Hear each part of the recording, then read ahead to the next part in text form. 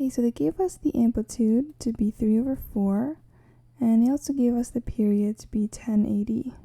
So we know we can find the k value by doing 360/k.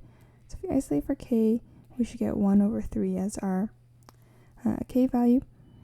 And we're also given that the maximum is at 11/4. And so that means that it's going to look like this, where the maximum value is at 11/4. Now, if that's the case, then we know that there was a phase shift to the left here. And so let's look for, this is 1/4 of the period. So 1080/4 gives us 270.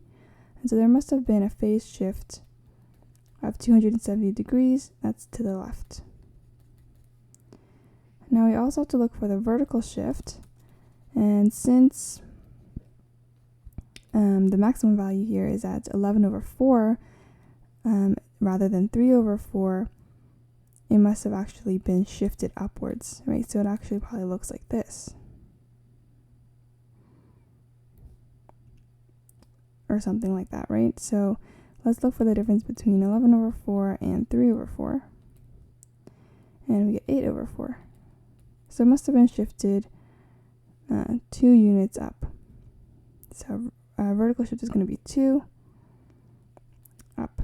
So therefore our equation is going to be 3/4 sine of 1/3 x plus 270, and then plus 2.